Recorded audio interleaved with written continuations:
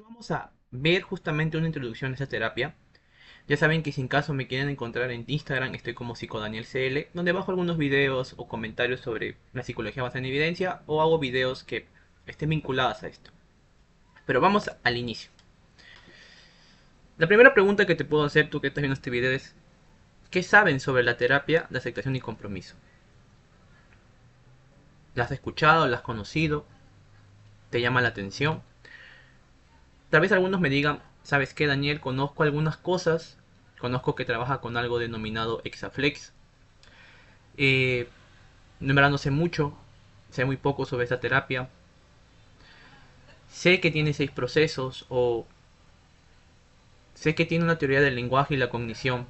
O tal vez sí conozcas y solamente vengas a refrescar conceptos que antes ya tenías o aclararlos si es que no los tienes claro. Entonces vamos para ello. Entonces, acá hay algo muy importante que quiero que notemos. ¿Qué es la terapia de aceptación y compromiso? Que desde ahora en adelante en todos los videos que veamos la vamos a denominar AC. Bueno, es una terapia de naturaleza conductual contextual. Eso quiere decir de que es una terapia que proviene del modelo conductual. Es una terapia que proviene desde sus principios, pero se fundamenta sobre todo en la aceptación y en el mindfulness o conciencia plena, así también como en el compromiso y el cambio conductual, con la finalidad de lograr la flexibilidad psicológica. Bueno, esto nos menciona Pérez Álvarez en 2014. Acá hay un punto muy importante. El objetivo principal de AC es lograr la flexibilidad psicológica. Digamos que ha habido un mal entendimiento de AC y muchas personas asumen que es para solucionar la evitación experiencial. Pero no es solo para solucionar la evitación experiencial, sino es algo un poco más general. Es lograr que la persona sea flexible a sus distintos contextos en el que se desarrolla y que se acerque a la vida que quiere tener. Pero no te preocupes, eso lo vamos a ver luego. ACT tiene su postura filosófica. Hablamos como el contextualismo funcional y también propone teorías y perspectivas muy novedosas sobre los procesos de salud, como vemos acá, Exaflex, o la psicopatología, inflexibilidad psicológica, y sobre el lenguaje y cognición, teoría de los marcos relacionales. Todos estos puntos, todo lo que vemos aquí lo vamos a desarrollar en dos partes, para que, digamos así, la comprensión sea cabal y también todos aquellos que ven el video, si tuvieran dudas o consultas, las pueden dejar en los comentarios. Empezamos con el contextualismo funcional. El contextualismo funcional es solo una de todas las hipótesis del mundo que fueron propuestas por Stephen Pepper. Pepper propone que los seres humanos interpretamos la realidad. Es decir, hay una realidad tal y como es y nosotros la interpretamos. Hacemos hipótesis de esa realidad, hipótesis del mundo. O también, de una manera más técnica, sistemas metafísicos amplios. Estos son definidos a través de una metáfora de raíz que guía cómo le vamos a dar sentido a los datos. Ahora, para que entendamos mejor esto, supongamos que la realidad es tal y como la ves. Ahorita tú que estás viendo este video es una realidad que estás experimentando. Pero supongamos de que por cuestiones de la vida quieres darle una interpretación a esa realidad. O simplemente quieres interpretar la realidad que está o que te rodea. Entonces, tú asumirías una postura, una perspectiva sobre ello. Entonces, Pepper propone 4: formismo, mecanicismo, organicismo y contextualismo. ¿Ok? Entonces, esas 4 posturas son perspectivas que vamos a tomar. Es la manera en cómo vamos a interpretar la realidad. Entonces, cada una de estas hipótesis o perspectivas nos va a servir para darle un sentido a la realidad. Entonces, supongamos que estos lentes son las hipótesis. Y si yo quiero entender la realidad desde el punto de vista del formismo, me pondría los lentes del formismo y ello me ayudaría a entender la realidad, tal y como lo entiende un formista. Lo pasa lo mismo con el contextualismo. Entonces yo agarraría mis lentes del formismo, lo dejo a un lado y me coloco más bien los lentes del contextualismo y con eso podría entender la realidad desde el punto de vista contextual. O sea, interpretamos la realidad desde el punto de vista contextual y es lo que nos importa ahora. Porque todas las terapias de tercera generación o las terapias contextuales tienen su base filosófica en el contextualismo. Y el contextualismo en específico que vamos a analizar es el contextualismo funcional. Su metáfora raíz es la acción en contexto. Entiende metáfora de raíz también como los lentes que nos colocamos. Es la hipótesis del mundo, la manera en cómo entendemos, los lentes que nos ponemos para interpretar la realidad. Y nos va a importar de la realidad la acción en contexto. Esto quiere decir que los eventos que suceden en la realidad o los eventos psicológicos están anidados o son inseparables de contextos históricos y situacionales.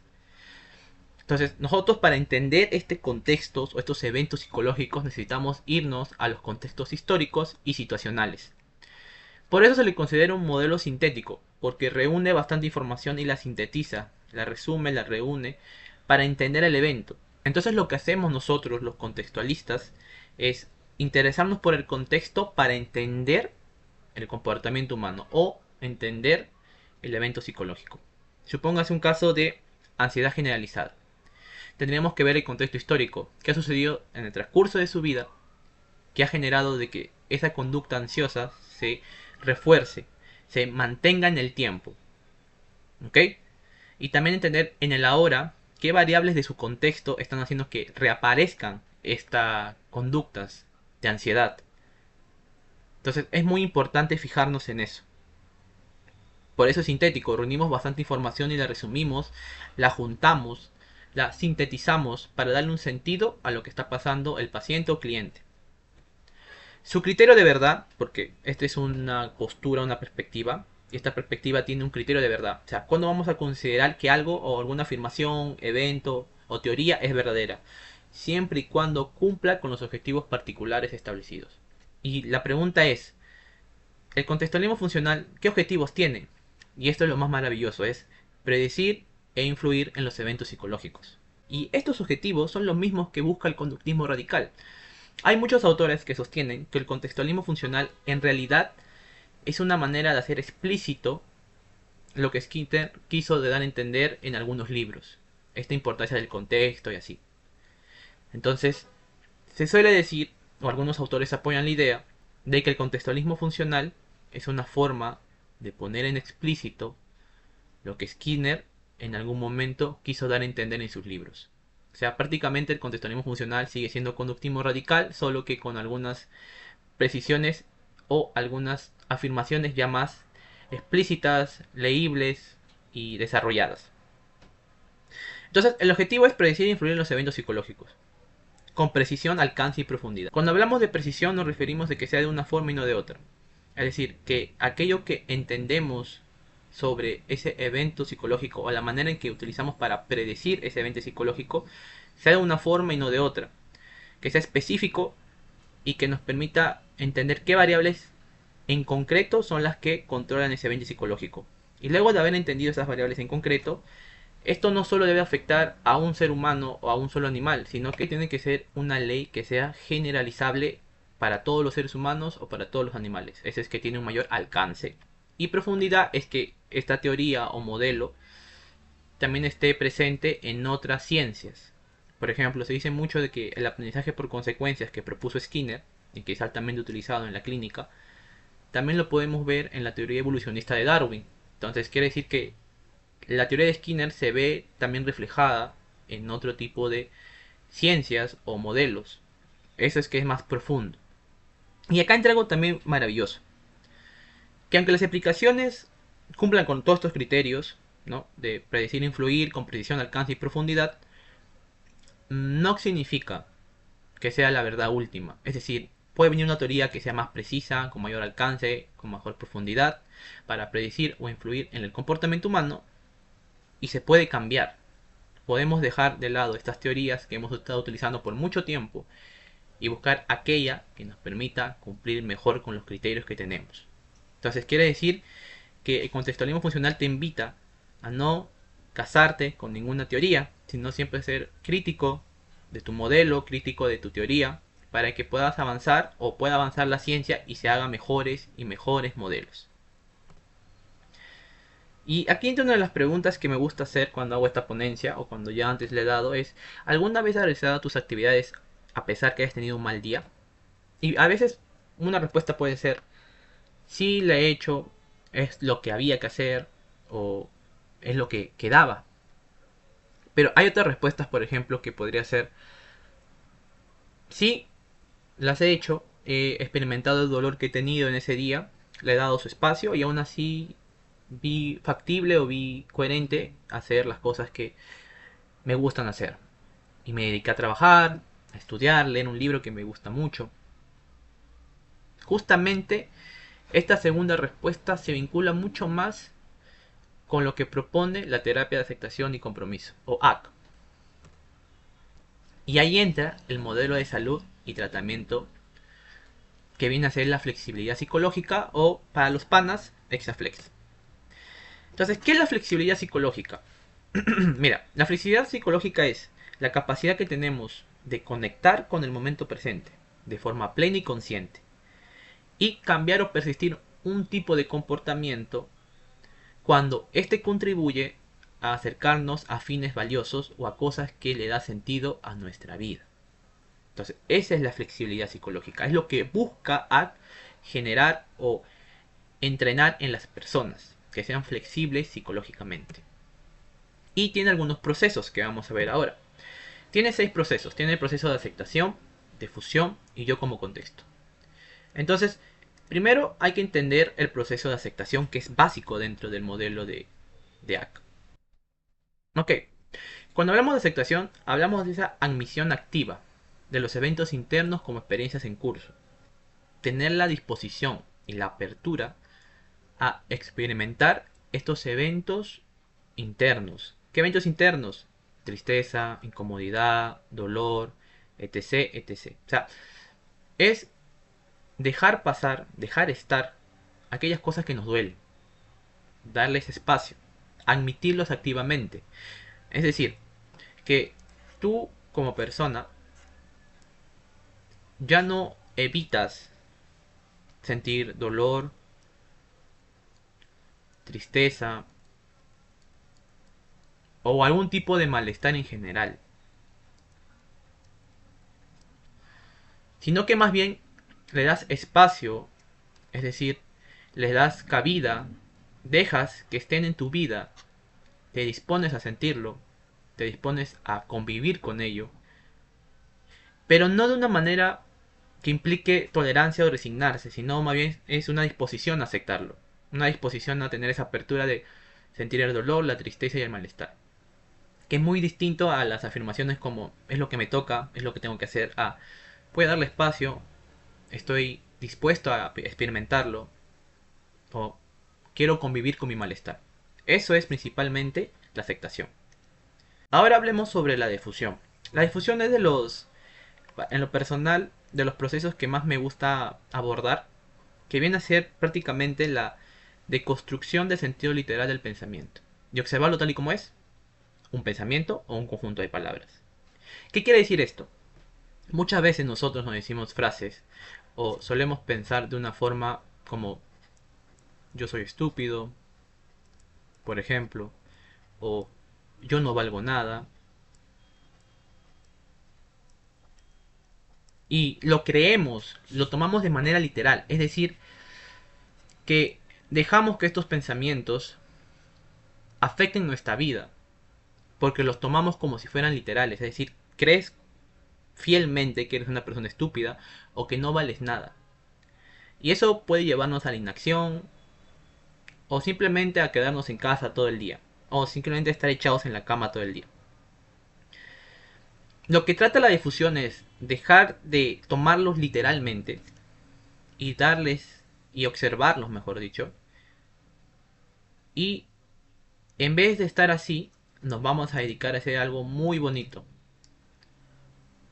Ya no estar luchando con estos pensamientos o tratar de cambiarlos, sino vamos a observarlos. Te vas a dedicar a observarlos. Y lo vas a observar tal y como son. Al final estos son pensamientos, son palabras que te dices. Entonces, la difusión es tomar distancia. Distanciarte de esos pensamientos, eliminar su poder de literalidad, o sea, que te lo tomes literal, y verlos tal y como son.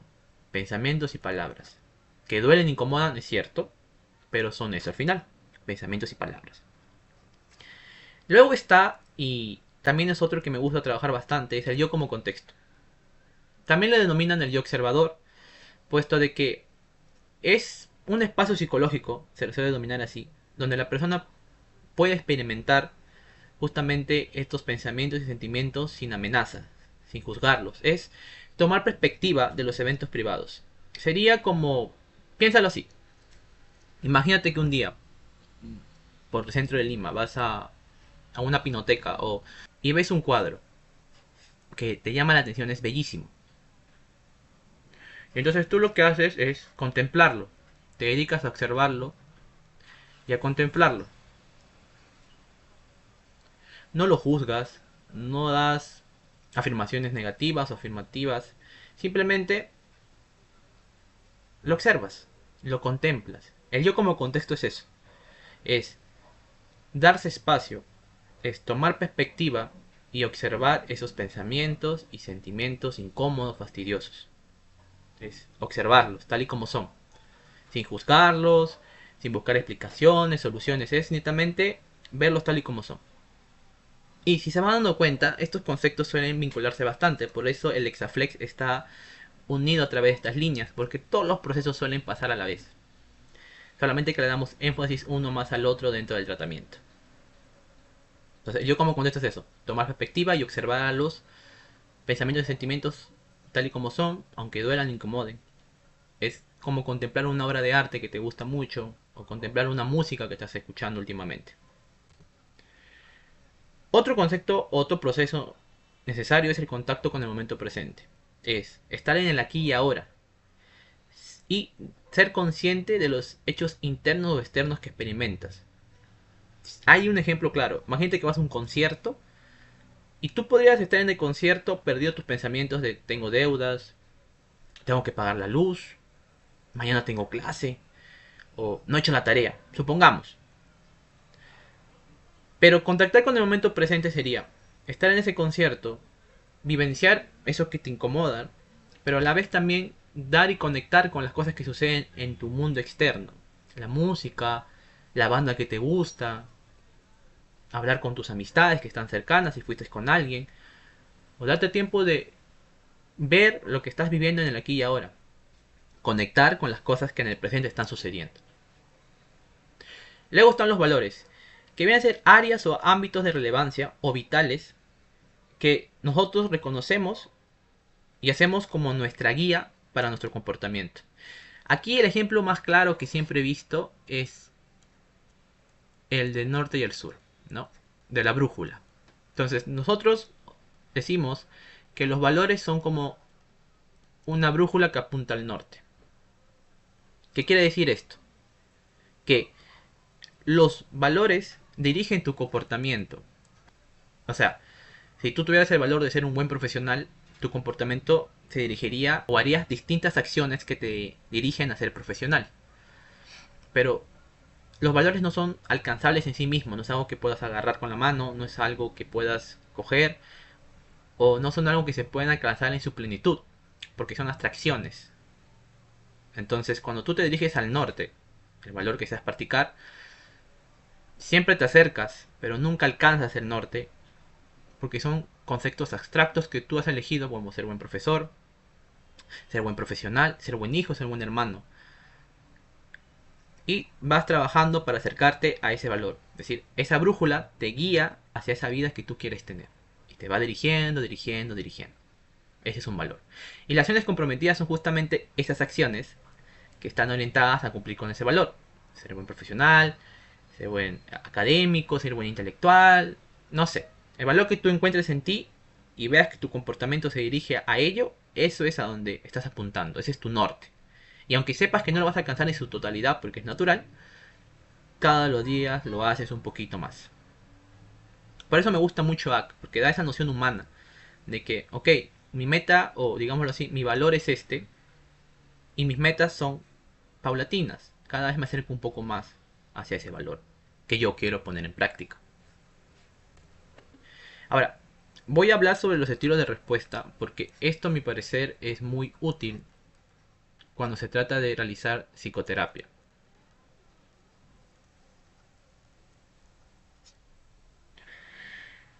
Hay tres estilos de respuesta dentro del modelo de ACT. Estilo de apertura, conciencia y activación, o estilo de respuesta activo. El de apertura reúne justamente a lo que es la aceptación experiencial y la difusión cognitiva.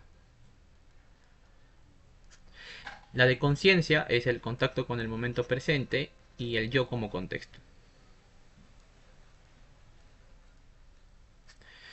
Y los de activación vienen a estar vinculados a valores y acciones comprometidas. Entonces, los estilos de respuesta son prácticamente estar abiertos a los eventos internos, como los pensamientos, emociones y recuerdos. Los estilos de respuesta de conciencia es estar en el aquí y ahora y tener un yo desapegado, es decir, no tener un yo que se enfrasque mucho en los recuerdos del pasado o un yo que se enfrasque mucho en pensar en el futuro, sino más bien que vive el aquí y ahora, se enfoca en el aquí y ahora, vive el presente, es consciente de todo lo que sucede en su presente. Y el estilo de respuesta activo es tener una vida activa que se acerque a aquello que es valioso para ti, es decir, hacer conductas que te acerquen poco a poco hacia esos valores que quieres poner en práctica. Y justamente son estos estilos de respuesta los que tú vas a trabajar cuando haces la psicoterapia en función de ACT. Es decir, puede suceder que tengas un paciente y lo analices y te des cuenta que los estilos de apertura son lo que tiene más deficientes. Entonces te encargarías de entrenarlos en aceptación y difusión. O te puedes dar cuenta que tu paciente tiene muy poco desarrollados los estilos de respuesta de conciencia. Entonces trabajarías en establecer un yo como contexto o contactos con el momento presente. O puedes ver también a un paciente de que puede hacer que se le dificulte mucho más los estilos de respuesta de activación y podrías trabajar en esto. Entonces, lo digo porque al menos a mí me ha servido para tener una visión útil general al menos sobre las cosas que voy a comenzar a hacer durante la psicoterapia. Luego está ya la conceptualización de un caso, que más adelante voy a enseñar cómo se conceptualizan casos desde ACT, a menos una de las formas. Entonces, dependiendo del paciente que tengas, te puedes ir dando cuenta con qué puedes empezar. A su vez, también muchos libros de ACT mencionan de que si el paciente es funcional, es decir, no hay muchas áreas de su vida afectadas o casi no las hay, y simplemente está como desorientado, no tiene claro hacia dónde quiere caminar, por decirlo de manera metafórica, o no sabe qué acciones hacer para alcanzar aquello que le da sentido a su vida, puedes empezar por el estilo de respuestas activas. Hacerle clarificación de valores y a ver qué acciones comprometidas lo acercan hacia esa cuestión o ese sentido de vida que quiere tener. Pero generalmente te van a llegar pacientes que no son tan funcionales en la vida diaria, es decir, tienen varias áreas de su vida afectadas, los pensamientos les duelen mucho, no saben cómo afrontarlos, toman decisiones apresuradas, impulsivas, están en acción, no viven el momento presente, viven más rumiando en el pasado o preocupándose en el futuro. Entonces, ahí sí vas a tener que trabajar con estos estilos de respuesta. Puedes empezar con aceptación, difusión o contacto con el momento presente o al yo como contexto. Dependerá mucho del caso, pero generalmente se recomienda empezar con los estilos de respuesta de apertura, luego pasar a los estilos de respuesta de conciencia cuando son personas con poca funcionalidad en su vida diaria, y luego recién pasar a los estilos de respuesta de activación, porque ahí recién podemos clasificar correctamente qué valores tiene y qué actividades o metas vamos a hacer continuamente para acercarse a ello. Entonces, a mí me sirve como una mirada general al momento de analizar los casos y luego conceptualizarlos en la plantilla de casos clínicos, ¿no? O historia clínica o conceptualización de casos. Y bueno, eso sería todo por el primer video. Estamos introduciéndonos en ACT. Si tienes dudas, consultas o no te quedó algo claro, puedes dejar en los comentarios. Y te agradezco mucho que haya dado el tiempo para poder ver este video. Gracias.